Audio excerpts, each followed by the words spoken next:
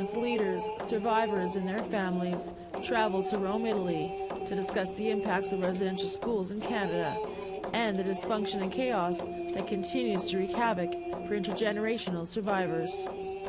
I wouldn't be here if it wasn't for all of you and the survivors and intergenerational survivors and wanting to have our truths brought forward to the highest level of the Catholic Church, to have the encounter with the Holy See, Pope Francis. And after 4 days of meetings with the Métis, Inuit, and First Nations, the Pope addressed the general audience. E vorrei dirvi di tutto cuore, sono molto addolorato. For the deplorable conduct of these members of the Catholic Church, I ask for God's forgiveness, and I want to say to you with all my heart, I am very sorry. Outside the Vatican, drummers and singers reacted to the historic apology. And to have the Spirit, to entice His Spirit, for Him to feel that emotion, to feel that pain that we had as First Nation people, all the residential people across Turtle Island that have had that trauma in their lives, that we start a journey of healing.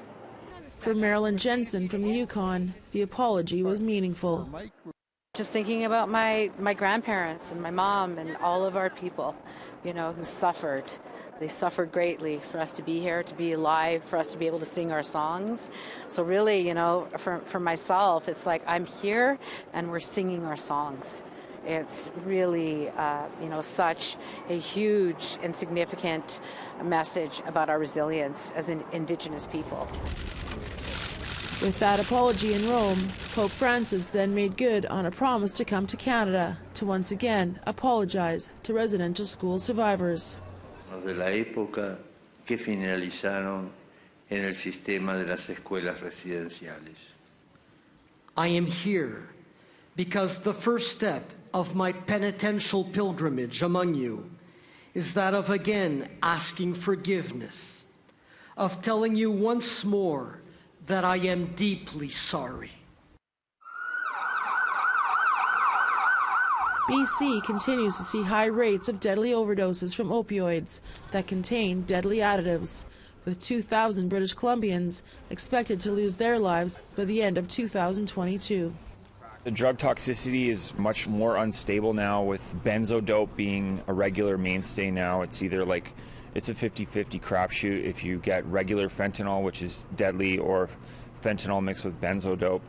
And the Canadian Health Authority just released a standing findings on things that could be done better around here, and they released the stats, and they're not really doing anything. However, the federal government released $5 million to help find solutions. But with the need for getting into treatment outweighing the number of beds available at treatment facilities, will this be enough to save lives? Another serious issue that doesn't seem to be getting any better is the growing number of murdered and missing Indigenous women and girls. Most recently, the cases of Chelsea Poorman, Natasha Harrison, and Noello Soup, who was only 13 years old when she went missing. All three were honored at a memorial where the body of Natasha Harrison was discovered on this dry-docked boat. I want to be calling out the Vancouver Police Department,